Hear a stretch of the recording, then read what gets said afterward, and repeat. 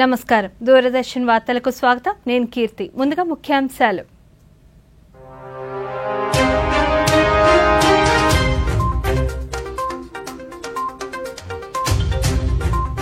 వ్యవసాయ అనుబంధ రంగాలు, సేవల రంగంలో వృద్ధిపై ముఖ్యమంత్రి సమీక్ష. ప్రతి శాఖలో కొత్త పాలసీలు తీసుకువస్తున్నామన్న చంద్రబాబు నాయుడు.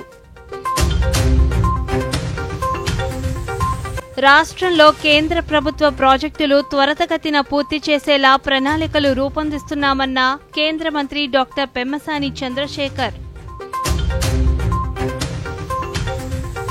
తిరుపతిలో ఉప ముఖ్యమంత్రి పవన్ కళ్యాణ్ వారాహి బహిరంగ సభ. అభివృద్ధి, సంక్షేమంపైనే దృష్టి పెట్టామని వెల్లడి. విజయవాడ ఇంద్రకీలాద్రిపై దసరా శరన్నవరాత్రి ఉత్సవాలు. నేడు బాలా త్రిపుర సుందరీదేవిగా దర్శనమిస్తున్న దుర్గమ్మ. రేపటి నుంచి తిరుమల వార్షిక బ్రహ్మోత్సవాలు. భక్తులకు అన్ని సౌకర్యాలు కల్పించామన్న ఆలయ కార్యనిర్వహణాధికారి జె శ్యామలరావు. వార్తల్లోని వివరాలు చూద్దాం. విద్యార్థులు బలమైన నైతిక విలువలు కలిగి ఉండాలని రాష్ట్రపతి ద్రౌపది ముర్ము అన్నారు. 2 రోజుల రాజస్థాన్ పర్యటనలో భాగంగా ఈరోజు ఉదయ్పూర్లోని మోహన్ లాల్ సుఖాడియా యూనివర్సిటీ స్నాతకోత్సవంలో ఆమె ప్రసంగించారు. ఈ సందర్భంగా రాష్ట్రపతి మాట్లాడుతూ విద్యార్థుల తమ జీవితాలలో కించపరిచే స్వభావాన్ని వీడనాడాలన్నారు. అత్యున్నతమైన నైతిక విలువలు తమ ప్రవర్తన, పనితీరులో భాగం కావాలన్నారు. బాబాసాహెబ్ భీమ్రావ్ అంబేద్కర్ విద్య కంటే గుణమే ముఖ్యమని విశ్వసించారని గుర్తు చేశారు. జీవితంలో ప్రతి విషయంలోనూ చిత్తశుద్ధి కలిగి ఉండాలని సూచించారు. 21వ శతాబ్దంలో ప్రతి రంగంలోనూ వేగంగా మార్పులు చోటు చేసుకుంటున్నాయని, విజ్ఞానం, సైన్స్, టెక్నాలజీ రంగాల్లో గణనీయమైన అభివృద్ధిని సాధించాలని కోరారు. సమాజంలోని ప్రతి రంగంలోనూ మహిళలు పురోగతినిస్తున్నారని, ఇది దేశానికి, సమాజానికి గర్వకారణమని ఆమె సంతోషం వ్యక్తం చేశారు. श्रेष्ठ प्रदर्शन कर रहे हैं। मेरे संज्ञान में आया है कि आज पदक प्राप्त करने वाले विद्यार्थियों में छात्राओं की संख्या छात्रों से अधिक है। ये बहुत खुशी की बात है कि मैं पदक जीतने वाले सभी छात्राओं की विशेष बधाई देती हूँ। छात्र ने सोच रहे होंगे छात्राओं को विशेष बधाई दिए, छात्रों को क्यों नहीं? छात्र तो पहले से ही बधाई के पात्र है, लेकिन छात्रियां आगे आ रही है देश के लिए, समाज के लिए। ये बहुत बड़ी गर्व की बात है। प्रिय विद्यार्थियों, मेवाड़ और जयपुर की विभूतियों ने स्वाधीनता संग्राम और राष्ट्र निर्माण में महत्वपूर्ण भूमिका निभाई है।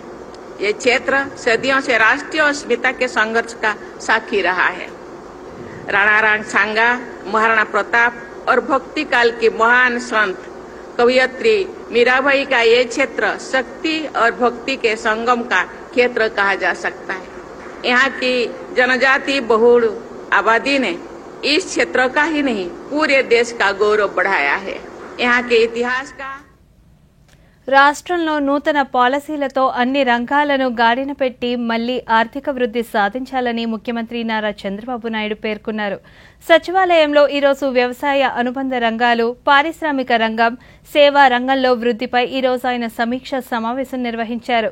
ఆయా శాఖల అధికారులు గత 10 ఏళ్లలో పరిస్థితులను ముఖ్యమంత్రికి వివరించారు. గత ప్రభుత్వం విధ్వంసకర విధానాలతో అన్ని రంగాలు తిరోగమనంలోకి వెళ్లాయని, దీంతో ఆర్థిక వ్యవస్థ కుదేలైందని పేర్కొన్నారు.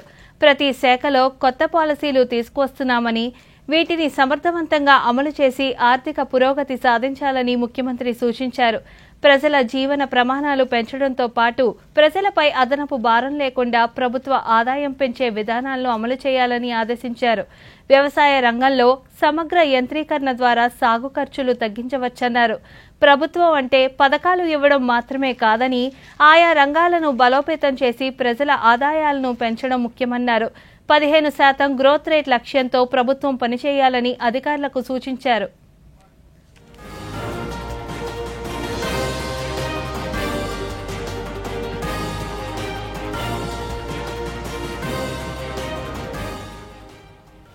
గత 5 ఏళ్లుగా రాష్ట్రంలో వెనుకబడి ఉన్న కేంద్ర ప్రభుత్వ ప్రాజెక్టులను త్వరితగతిన పూర్తి చేసేలా కూటమి ప్రభుత్వం ప్రణాళికలు రూపొందిస్తుందని కేంద్ర గ్రామీణాభివృద్ధి కమ్యూనికేషన్ శాఖల సహాయ మంత్రి డాక్టర్ పెమ్మసాని చంద్రశేఖర్ తెలిపారు.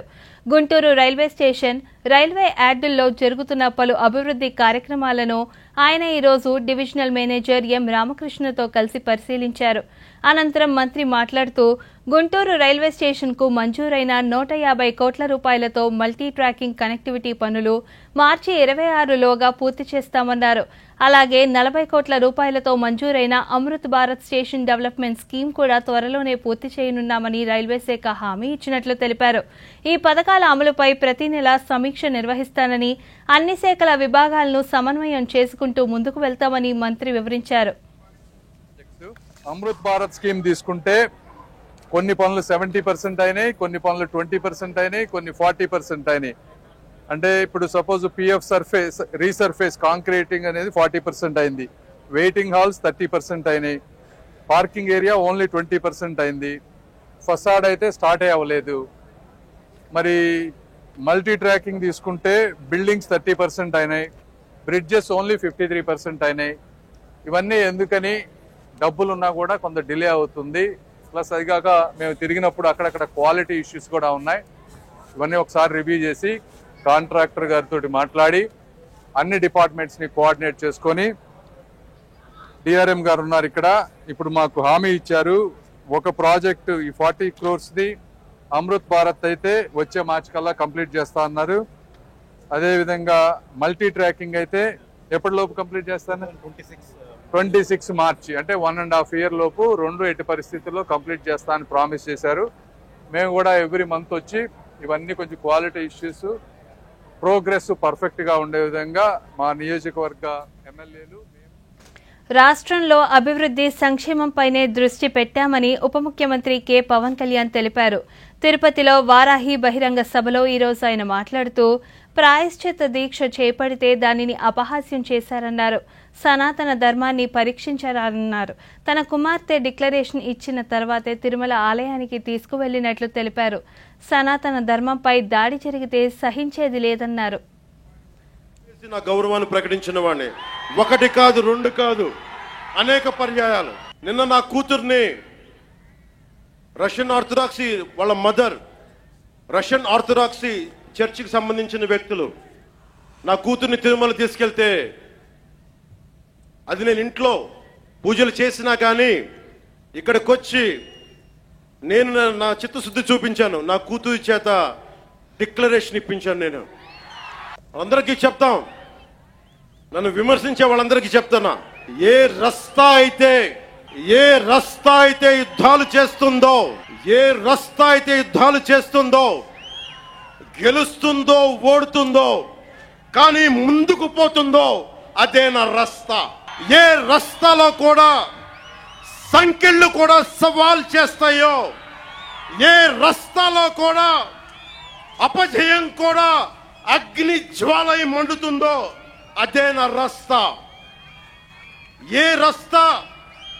ఏ రస్తాలో మరణం కూడా మహాప్రబంధంగా ప్రతిధ్వనిస్తుందో అదే నా రస్తా. అందుకే పరాభవం చెందిన, పరాజయాలు పొందిన ఎందుకు కదలకుండా నిమ్మకు నీరెత్తినట్టు ఉంటానంటే నా దేశవ్యాప్తంగా దసరా నవరాత్రి ఉత్సవాలు ఈ రోజు నుంచి ప్రారంభమయ్యాయి. ఉత్తర, దక్షిణాది రాష్ట్రాల్లోని దేవీ ఆలయాలకు భక్తుల తాకిడి ప్రారంభమయ్యింది. ప్రధాన నగరాలైన కోల్కతా, ముంబై, చెన్నై, హైదరాబాద్, బెంగళూరు, మైసూరుతో పాటు పలు పట్టణాల్లో దేవీ ప్రతిమలు కొలువుదీరాయి. ప్రధాన దేవాలయాలు విద్యుత్ కాంతులతో అలరారుతున్నాయి.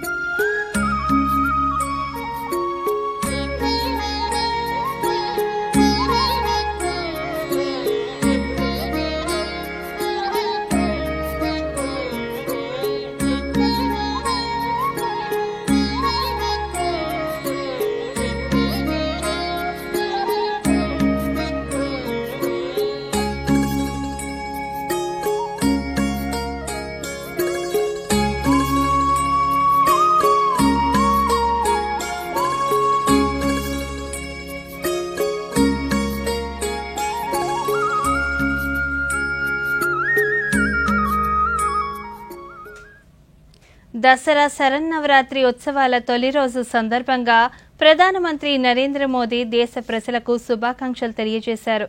ఆదిశక్తి ఆరాధనకు అంకితమైన ఈ పవిత్రమైన రోజు అందరికీ శుభప్రదమైనదని భావిస్తున్నట్లు సామాజిక మాధ్యమం ఎక్స్ వేదికగా వెల్లడించారు. నవరాత్రుల మొదటి రోజున శైలపుత్రికి భక్తి భావంతో ప్రార్థిస్తున్నట్లు తెలిపారు. ఆ మాతృమూర్తి కరుణ కటాక్షాలు అందరిపై ఉండాలని కోరుకుంటున్నట్లు ప్రధాని ఆకాంక్షించారు. ఈ మేరకు ప్రధాని ఓ వీడియోను పోస్ట్ చేశారు.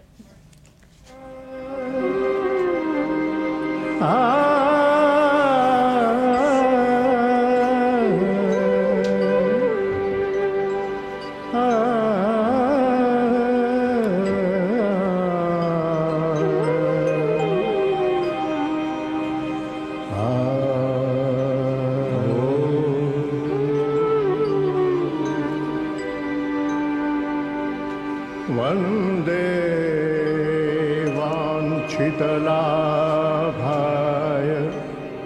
वन्दे वाञ्छितलाभाय. దేశవ్యాప్తంగా రైతులకు ఏడాదికి 6,000 రూపాయలు సాగు సాయం అందించే లక్ష్యంతో కేంద్ర ప్రభుత్వం అమలు చేస్తున్న ప్రధానమంత్రి కిసాన్ సమ్మాన్ నిధి యోజన 18వ విడత నిధులను ఈ నెల 5న విడుదల చేయనుంది. దీని ద్వారా 9 కోట్ల మందికి పైగా రైతులకు లబ్ధి చేకూరనుంది. పీఎం కిసాన్ పథకం కింద రైతులు ఒక్కో విడతకు 2,000 పొందాలంటే ఈకేవైసీ తప్పనిసరిగా చేయించుకోవాలని కేంద్రం పేర్కొంది. ఎవరైనా ఈకేవైసీ చేయించుకోకపోతే వెంటనే పూర్తి చేయాలని తెలిపింది.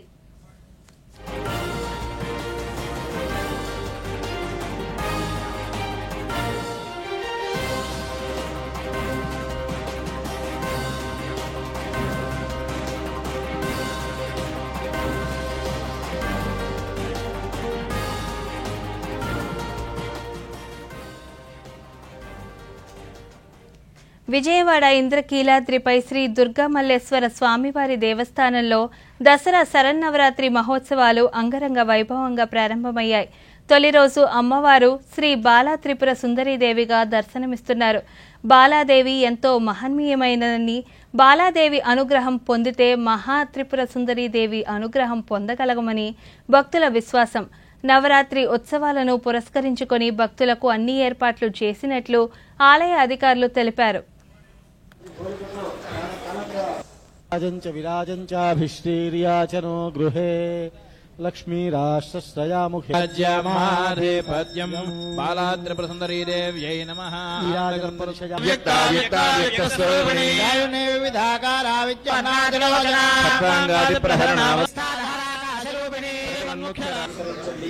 వినాయకుని ఆలయం నుండి క్యూ లైన్ లో ఏర్పాటు చేసి ఉన్నారు.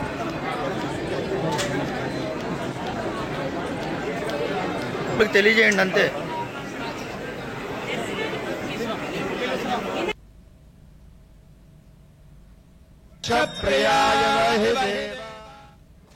తిరుమల శ్రీ వెంకటేశ్వర స్వామి వార్షిక బ్రహ్మోత్సవాలు రేపటి నుంచి 12వ తేదీ వరకు నిర్వహిస్తున్నట్లు ఆలయ కార్యనిర్వహణాధికారి జె శ్యామలరావు తెలిపారు.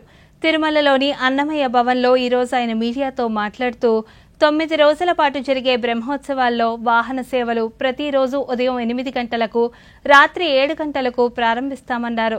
బ్రహ్మోత్సవాలకు తరలివచ్చే భక్తులకు అన్ని సౌకర్యాలు కల్పించినట్లు వివరించారు. ప్రతిరోజు వాహన సేవలు ఉంటాయి. ఉదయం వాహన సేవలు 2 రోజులు తప్ప వాహన సేవల కార్యక్రమం అంతా కూడా ఉదయం 8 గంటల నుంచి 10 గంటల దాకా ఉంటుంది. రాత్రి వాహన సేవలు 7 గంటల నుంచి 9 గంటల దాకా జరుగుతాయి. కాకపోతే 2 రోజులు మాత్రం 4వ తారీఖున పెద్ద శేష వాహనం రాత్రి 9 గంటలకు, గరుడ వాహనం 6:30కు ప్రారంభమవుతుంది. అలానే ఈ వాహన సేవల్లో అతి ముఖ్యమైనది, ఎక్కువగా భక్తులు సందర్శించుకోవడానికి, వీక్షించడానికి వచ్చే రోజు గరుడ సేవ రోజు. గరుడ సేవ అక్టోబర్ 8వ తారీఖున జరుగుతుంది. మొత్తం 16 వాహనాల్లో స్వామివారు భక్తులకు దర్శనమిస్తారు. టీటీడీ తరపు నుంచి ఈ బ్రహ్మోత్సవాలు వైభవంగా చేయడానికి అన్ని ఏర్పాట్లు చేశాము. అలాగే టీటీడీ ఎప్పుడు కూడా ప్రతిసారి పోయినసారి చేసిన కార్యక్రమాన్ని దృష్టిలో పెట్టుకుని వాటి అనుభవాలని పరిగణలోకి తీసుకుని ఈసారి ఎలా చేయాలి, మెరుగ్గా చేయాలి అనే దాని మీద చర్చించి ఒక కార్యక్రమము. ఇప్పుడు వార్తల్లో చిన్న విరామం. మిఠాయి మా కాలంలో ఎలా ఉండేదంటే అయితే వెళ్ళండి మీ కాలంలోకి. రొమాన్స్ అనేది మా కాలంలో ఉండేది. పేమెంట్ కూడా ఆ కాలంలో లాగేనా? ఏమండి, డిజిటల్ పేమెంట్ నేర్చుకోండి. కొత్త కాలానిది ఈజీ, సేఫ్ మరియు ఫాస్ట్. నేనైతే వీరికి డిజిటల్ పేమెంట్ చేయడం నేర్పించాను. మరి మీరు రండి సెల్ఫీ తీసుకుందాం. ఇది మా తరానిది. ఆర్బీఐ చెప్తుంది, ఈ డిజిటల్ పేమెంట్ వాడండి, ఇతరులకు నేర్పించండి. వార్తలకు తిరిగి స్వాగతం. ముఖ్యమంత్రి ఎన్ చంద్రబాబు నాయుడు రేపు తిరుమలకు వెళ్లనున్నారు. శ్రీవారి బ్రహ్మోత్సవాల్లో మొదటి రోజు జరిగే ధ్వజారోహణంలో ఆయన పాల్గొనున్నారు. ప్రభుత్వం తరపున స్వామివారికి పట్టు వస్త్రాలు సమర్పించనున్నారు. తొలుత బేడి ఆంజనేయ స్వామిని దర్శించుకుంటారు. అనంతరం ప్రభుత్వం తరపున చంద్రబాబు నాయుడు దంపతులు శ్రీవారికి పట్టు వస్త్రాలను సమర్పిస్తారు. మాడవీధుల్లో జరిగే పెద్దశేష వాహన సేవలో పాల్గొంటారు.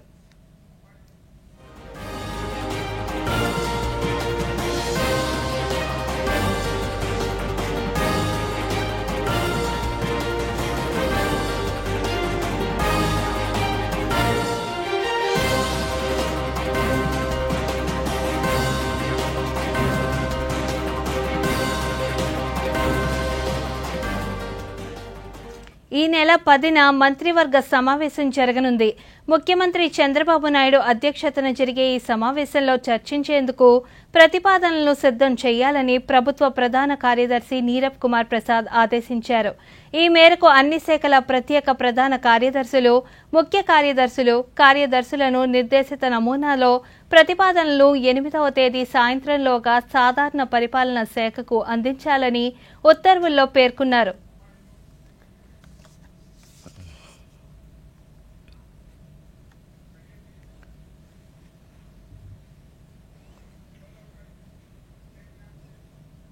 భారతదేశ విలువలను భావితరాలకు తెలిసే విధంగా స్పెషల్ నేషనల్ ఇంటిగ్రేటెడ్ క్యాంప్ మంచి కార్యక్రమమని రాజమహేంద్రవరం పార్లమెంట్ సభ్యురాలు దగ్గుపాటి పురంధేశ్వరి పేర్కొన్నారు. తూర్పుగోదావరి జిల్లా రాజానగరంలో ఎయిర్ కమాండర్ విఎం రెడ్డి ఆధ్వర్యంలో నిర్వహించిన స్పెషల్ నేషనల్ ఇంటిగ్రేటెడ్ క్యాంప్ కార్యక్రమంలో ఎంపీ పాల్గొన్నారు. అనంతరం ఎంపీ మీడియాతో మాట్లాడుతూ భారతదేశ వైవిధ్యం, భిన్నత్వంలో ఏకత్వం అనే అంశాలను భవిష్యత్తు తరాలకు అందించాలని ఇటువంటి మంచి కార్యక్రమాలు నిర్వహించడం అభినందనీయమన్నారు. ప్రకృతి వైపరీత్యాల సమయంలో ఎన్సీసీ బృందాలు ప్రజలను రక్షించేందుకు సహాయ కార్యక్రమాలు నిర్వహిస్తున్నాయన్నారు. ఈ మధ్య కాలంలో ఒకంత ఎన్సీసీ పట్ల కొంచెం ఆ ఇంట్రెస్ట్ అనేది తగ్గుతున్నటువంటి సందర్భంలో ఇటువంటి క్యాంప్స్ ఎన్సీసీ వారు ఈ ప్రతి సంవత్సరం కూడా వీరు నిర్వహించడం అనేది జరుగుతూ ఉంటుంది. పోయిన సంవత్సరం ఒకంత ఇబ్బంది వచ్చి నిర్వహించుకోలేకపోయాము. కానీ ఈసారి గోదావరి గ్లోబల్ ఇన్స్టిట్యూట్ వారు ముందుకు వచ్చి మేము మీకు సహకరిస్తాము, మీరు మా క్యాంపస్ లో మీ యొక్క కార్యక్రమాన్ని నిర్వహించుకోవచ్చు అని చెప్పి తెలియజేసినప్పుడు వారు వెంటనే ఆ అవకాశాన్ని అందిపుచ్చుకుని ఇవాళ రాజమహేంద్రవరంలో గోదావరి గ్లోబల్ యూనివర్సిటీలో ఈ కార్యక్రమాన్ని నిర్వహించుకోవడం అనేది మనమందరం కూడా ప్రత్యేకించి రాజమహేంద్రవరం గుంటూరు జిల్లా మంగళగిరిలోని అఖిల భారత వైద్య విజ్ఞాన సంస్థ కిడ్నీ మార్పిడి కార్యక్రమాన్ని విజయవంతంగా నిర్వహించినట్లు సంస్థ డైరెక్టర్ డాక్టర్ మధుబానంద్కర్ తెలిపారు. ఎయిమ్స్ ఆడిటోరియంలో ఈరోజు ఆయన మీడియాతో మాట్లాడుతూ ఇప్పటి వరకు 3 కిడ్నీ మార్పిడి శస్త్రచికిత్సలు పూర్తి చేశామన్నారు. మొదటి సర్జరీ చేసిన 1 నెల వ్యవధిలో 3 ప్రత్యక్ష సంబంధిత మూత్రపిండ మార్పిడి శస్త్రచికిత్సను విజయవంతంగా పూర్తి చేసినట్లు వివరించారు. ఇన్స్టిట్యూట్లోని అంకితమైన సర్జన్లు, యూరాలజిస్టులు, నెఫ్రాలజిస్టులు బృందంతో పాటు ఎయిమ్స్ న్యూఢిల్లీ నుంచి నిపుణులైన సర్జన్లను డాక్టర్ వి.సి.ను, డాక్టర్ ఏ. కృష్ణ కిడ్నీ మార్పిడి కార్యక్రమానికి మార్గదర్శకత్వం వహించినట్లు చెప్పారు. ప్రజలకు అధునాతన ఆరోగ్య సంరక్షణ సేవలను అందించాలనే మా నిబద్ధతతో ఈ కీలకమైన ముందడుగు వేసినట్లు ఆయన వివరించారు. ఎయిమ్స్ మంగళగిరిలో వివిధ సంక్లిష్ట వ్యాధులకు చికిత్స అందిస్తున్నట్లు ఆయన పేర్కొన్నారు. ఎయిమ్స్ కు అవసరమైన మౌలిక సదుపాయాలకు ముఖ్యమంత్రి నారా చంద్రబాబు నాయుడు చొరవ చూపటం అభినందనీయమన్నారు. It is only the 750. Like radiotherapy was 1.5 lakhs per patient for the whole course. Now it is only 750 rupees. That's if the patient benefit, we have used the user charges as per our Delhi. Next, all the major important department like cardiology, they started already angiogram, and very soon they will be full-fledgedly, they started like angioplasty, other thing. We started a new department, the super specialist department, cardiothoracic surgeons, they joined. Then the cardiology, surgical gastroenterology, these departments are newly started. It was not before.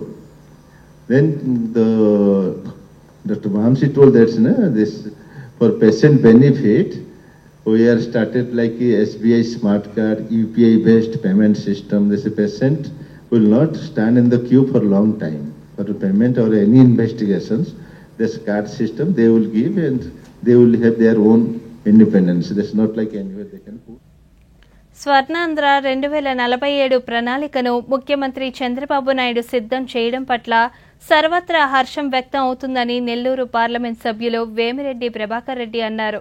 నెల్లూరులో జరిగిన Swarnandhra vision జిల్లా స్థాయి సమావేశంలో ఆయన మాట్లాడుతూ కేంద్రంలో ప్రధాని మోదీ కొనసాగిస్తున్న వికసిత్ భారత్లో విశిష్టమైన భాగస్వామ్యంగా స్వర్ణాంధ్రప్రదేశ్ ప్రణాళిక ఊహించని అభివృద్ధిని అందించనుందన్నారు. ప్రధాని ముందు చూపుతో తీసుకున్న నిర్ణయాలు రాష్ట్ర అభివృద్ధికి తోడ్పాటునందిస్తాయని తెలిపారు. ఉదయగిరి శాసనసభ్యులు కాకర్ల సురేష్ మాట్లాడుతూ కేంద్ర ప్రభుత్వం రూపొందించిన వికసిత్ భారత్ రాష్ట్రంలో స్వర్ణాంధ్రప్రదేశ్కు అనుసంధానమైందన్నారు. ఈ మేరకు నిధులు, పథకాలతో వెనుకబడిన ప్రాంతాల అభివృద్ధికి దోహదమవుతుందన్నారు. పైన చూసేది డౌన్ టౌన్ అనేది అంటే ఆ బిల్డింగ్స్ అవి ఈరోజు అది హైదరాబాద్లో చూపించాడు. అది ఆయన విజనరీ. ఆ రోజు ఆ 2020 విజనరీ కింద ఆ రోజు స్టార్ట్ చేశాడు. హైటెక్షన్ స్టార్ట్ చేశాడు. ఈరోజు మీరు హైదరాబాద్ కానీ చూశారంటే హైదరాబాద్లో మనం అమెరికాలో కూడా చూడం అటువంటి బిల్డింగ్స్, అటువంటి కన్స్ట్రక్షను, అటువంటి ఆఫీస్ బిల్డింగ్స్, రింగ్ రోడ్స్ కానీ ఆ డెవలప్మెంట్. అంటే ఇప్పుడు వికసిత్ భారత్ అని మన మోడీ గారు దేశంలో 2047 వికసిత్ భారత్ అని స్టార్ట్ చేశారు. సేమ్ థింగ్ ఇట్లే. సో ఈ విజనరీసు మనం నిజంగా గొప్ప వ్యక్తులు మనకి ముఖ్యమంత్రిగా ఉండడం కూడా చాలా గొప్ప ఇది. మనకి స్వర్ణాంధ్ర 2047 విజన్ వర్క్షాప్ నుంచి ఇప్పుడే బయట రావడం జరిగింది. ఒకటి ఇందులో వికసిత్ భారత్ మన మోడీ గారి దగ్గర నుంచి వికసిత్ భారత్ 2047 విజన్ ఒకటి, అలాగే మన గౌరవ ముఖ్యమంత్రి వర్యులు చంద్రబాబు నాయుడు గారు మన ప్రభుత్వం నుంచి స్వర్ణాంధ్ర 2047 ఈ రెండు కార్యక్రమాలు ఈ రెండు విజన్లకు సంబంధించి ముఖ్యంగా మేలు జరగబోయేది మాలాంటి ఉదయగిరి నియోజకవర్గానికి. ఎందుకు చెప్తున్నానంటే 10వ తరగతి విద్యార్థులకు పరిసరాలపైన విజ్ఞానం పైన అవగాహన పెంపొందించుకోవడానికి విజ్ఞాన దర్శన్ పేరుతో విహారయాత్రను ఏర్పాటు చేశామని వైఎస్ఆర్ జిల్లా కలెక్టర్ లోతేటి శివశంకర్ అన్నారు. కలెక్టర్ కార్యాలయంలో ఈరోజు ఆయన మీడియాతో మాట్లాడుతూ ప్రభుత్వ పాఠశాలల్లో ఉన్న 10వ తరగతి విద్యార్థులకు ఒక టాలెంట్ టెస్ట్ నిర్వహించి 500 మంది విద్యార్థులను ఎంపిక చేశామన్నారు. కడప నుంచి అరకు వరకు వివిధ ప్రాంతాలు చూపిస్తూ ఈ విజ్ఞాన్ దర్శన్ యాత్ర కొనసాగుతుందని వివరించారు. అన్న పేరుతో స్వర్ణాంధ్ర మనకి ఏదైతే 2029 మనకు ఒక విజన్ ఇచ్చారో ముఖ్యమంత్రి గారు, పీపీపీ అని పబ్లిక్ ప్రైవేట్ పీపుల్ పార్ట్నర్షిప్. అంటే అందులో ప్రజలు కూడా భాగస్వామ్యం ఉండాలి. సో వారి భాగస్వామ్యంతో విద్యార్థులు వాళ్ళ తల్లిదండ్రుల భాగస్వామ్యంతో కడప జిల్లాలో ఒక 500 మంది పిల్లల్ని ఈ టూర్కి పంపించడం అన్నది జరుగుతుంది. సో దీనిపైన ప్రధానమైన ఉద్దేశం ఏంటంటే ఇక్కడ ఏ స్కూల్కి వెళ్ళినా సరే పిల్లల్లో ఆ ఎక్స్పోజర్ అన్నది చాలా తక్కువగా ఉంది. ఒక 100 మంది పిల్లలు ఎంతమంది పిల్లలు సముద్రం చూశారు, ఒక జూ చూశారంటే హార్డ్లీ ఒక 10% మాత్రమే కనబడుతుంది. అంటే 14-15 సంవత్సరాలు వచ్చినప్పటికీ కూడా వాళ్ళకి కావాల్సినంత ఎక్స్పోజర్ అన్నది లేకపోవటం అన్నది గమనించి ఈ ఏపీ దర్శన్ అన్నది కార్యక్రమం డిజైన్ చేసి ఒక 500 మంది పిల్లల్ని కడప నుంచి అరకు దాకా పంపించడం జరుగుతుంది. సో మాకున్న మొబైల్ రికవరీలో రాష్ట్రంలోనే కడప జిల్లా పోలీసులు ప్రథమ స్థానంలో నిలిచిందని వైఎస్ఆర్ జిల్లా ఎస్పీ హర్షవర్ధన్ రాజు తెలిపారు.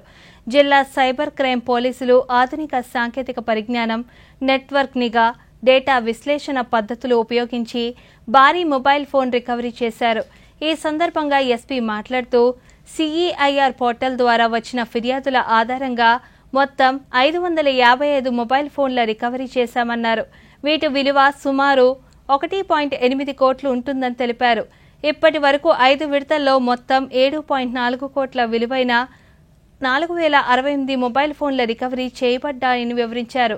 బిల్లు లేకుండా మొబైల్ కొనుగోలు చేయవద్దని ఈ సందర్భంగా ప్రజలకు తెలియజేశారు. ఎవరైనా కానీ మిస్సింగ్ మొబైల్స్ కానీ ఉంటే వాళ్ళు ఆ పోర్టల్లో కానీ లేకపోతే మనకు మిస్సింగ్ మొబైల్ ట్రాకింగ్ సిస్టమ్ అని చెప్పి వాట్సాప్ నంబర్ ఉంది. ఆ వాట్సాప్ నంబర్కి కానీ వాళ్ళు ఇన్ఫర్మేషన్ ఇచ్చినట్లయితే ఆ డీటెయిల్స్ అన్ని కలెక్ట్ చేసుకొని మా సైబర్ టీం వాళ్ళు, టెక్నికల్ అనాలిసిస్ టీం వాళ్ళు దానికి సంబంధించిన టెక్నికల్ అనాలిసిస్ చేసి ఆ మొబైల్ ఎక్కడైతే దాని ఉందో దాన్ని ట్రేస్ చేసి ఇవ్వడం జరుగుతూ ఉంది. ఈ ఆపరేషన్ మొబైల్ షీల్డ్ అనేది 2021 నుంచి కూడా జరుగుతూ ఉంది. ఇప్పటికి 7 phases ఆల్మోస్ట్ ఒక 4068 మొబైల్స్ మనము ట్రేస్ చేయడం జరిగింది. ట్రేస్ చేసి ఆ కన్సర్న్ కొత్త మద్యం పాలసీ ఈ నెల 12 నుంచి అమలు కానుందని సంబంధించిన గెజెట్ నోటిఫికేషన్ రాష్ట్ర ప్రభుత్వం విడుదల చేసినట్లు శ్రీకాకుళం జిల్లా prohibition and excise deputy commissioner Dosakayala Srikanth Reddy చెప్పారు. శ్రీకాకుళంలో ఈరోజు ఆయన మీడియాతో మాట్లాడుతూ జిల్లాలో 12 ఎక్సైజ్ స్టేషన్ల పరిధిలో 158 షాపులకు ఆయా యూనిట్ల పరిధిలో లైసెన్సులు మంజూరు చేశామన్నారు. మద్యం దుకాణాలకు దరఖాస్తు చేసుకునేవారు ఒక్కొక్క దరఖాస్తుకు 2 లక్షల రూపాయలు డిపాజిట్ కట్టవలసి ఉంటుందని, దరఖాస్తులు ఆన్లైన్లో, ఆఫ్లైన్లో నమోదు చేసుకోవచ్చని స్పష్టం చేశారు. ఈ నెల 9వ తేదీ వరకు దరఖాస్తులు స్వీకరిస్తామని చెప్పారు. ఈ నెల 11న కలెక్టర్ సమక్షంలో శ్రీకాకుళం అంబేద్కర్ ఆడిటోరియంలో డ్రా తీసి షాపులు పొందిన వారికి అప్పగిస్తామని ఆయన స్పష్టం చేశారు. ప్రభుత్వం తీసుకువచ్చిన కొత్త మద్యం పాలసీను శ్రీకాకుళం జిల్లాలో పకడ్బందీగా అమలు చేస్తామని, నాణ్యమైన మద్యాన్ని సరసమైన ధరలకు అమ్ముతామని చెప్పారు. hpfsprojects.com అనే దాని వెబ్సైట్కి వెళ్ళేసి అక్కడ మీ యొక్క అప్లికెంట్ యొక్క వివరాలు నమోదు చేసుకొని రిజిస్టర్ చేసుకోవాలి. దాని తర్వాత కన్సర్న్డ్ అతను ఎక్కడైతే అప్లికేషన్ దాఖలు చేద్దామనుకుంటున్నాడో ఆ యూనిట్కి కానీ అలాగే ఆ గజెట్ నెంబర్కి వెళ్ళేసి అక్కడ సెలెక్ట్ చేసుకొని తర్వాత పేమెంట్ డీటెయిల్స్కి వెళ్ళాలి. పేమెంట్లో అతను డైరెక్ట్ ఆన్లైన్ పేమెంట్ కూడా చేయవచ్చు. ఆన్లైన్ పేమెంట్ అంటే నెట్ బ్యాంకింగ్ కానీ, క్రెడిట్ కార్డు కానీ, డెబిట్ కార్డు కానీ ద్వారా పే చేసించో డైరెక్ట్గా అది పే అయిపోయి సక్సీడ్ అవుతుంది, అప్లికేషన్ సక్సెస్ అవుతుంది. అతని తర్వాత అతను entry pass, registration pass, application మొత్తం డౌన్లోడ్ చేసేసుకొని 11వ తేదీ నాడు ప్రభుత్వ నిబంధనల మేరకు మద్యం పాలసీపై టెండర్లను ఆమోదిస్తామని గుంటూరు జిల్లా ప్రొహిబిషన్ అండ్ ఎక్సైజ్ శాఖ డిప్యూటీ కమిషనర్ కె శ్రీనివాసులు తెలిపారు. ఈరోజు గుంటూరు జిల్లా మంగళగిరిలో మద్యం పాలసీపై సమీక్ష నిర్వహించారు. ఈ సందర్భంగా ఆయన మీడియాతో మాట్లాడుతూ నూతన షాపులకు టెండర్లు వేసే వారి వివరాలతో ప్రత్యేక నెంబర్ను కేటాయిస్తామన్నారు. నగదును ఆన్లైన్ ద్వారా బ్యాంకుల నుంచి డీడీల రూపంలో చెల్లించి దరఖాస్తు చేసుకోవాలన్నారు. నగదు పూర్తిగా నాన్ రిఫండబుల్గా భావించాలని దరఖాస్తుదారులకు సూచించారు. పారదర్శకంగా టెండర్లు పూర్తి చేస్తామని వివరించారు. గుంటూరు, పల్నాడు జిల్లా కలెక్టర్లు సమక్షంలో టెండర్లు తెరవబడతాయని శ్రీనివాసులు పేర్కొన్నారు. ఈ నెల 11వ తారీఖు ఉదయం 8 గంటలకి గుంటూరు జిల్లాలోని గుంటూరు హెడ్ క్వార్టర్ నందు శ్రీ వెంకటేశ్వర విజ్ఞాన మందిరం నందు ఈ దరఖాస్తుదారులు ఎవరైతే వేశారో వాడికి సంబంధించినటువంటి లాటరీ గౌరవ కలెక్టర్, జిల్లా మేజిస్ట్రేట్ గారి ఆధ్వర్యంలో, జిల్లా ఎక్సైజ్ ఉన్నతాధికారుల సమక్షంలో లాటరీ తీసి దరఖాస్తుదారులు. దేశీయ స్టాక్ మార్కెట్ సూచీలు ఈరోజు భారీ నష్టాల్లో ముగిశాయి. సెన్సెక్స్ 1769 పాయింట్లు, నిఫ్టీ 547 పాయింట్ల చొప్పున నష్టపోయింది. ఈ ఉదయం 83,000 వద్ద నష్టాల్లో ప్రారంభమైన సెన్సెక్స్ రోజంతా నష్టాల్లోనే కొనసాగింది. ఇంట్రాడేలో 82,434 వద్ద కనిష్టాన్ని తాకిన సూచీలు చివరకు 1769 పాయింట్ల నష్టంతో 82,492 వద్ద ముగిసింది. నిఫ్టీ 546 పాయింట్ల నష్టంతో 25,250 వద్ద స్థిరపడింది. డాలర్తో పోలిస్తే రూపాయి మారకం విలువ 83 రూపాయల 97 పైసల వద్ద ముగిసింది.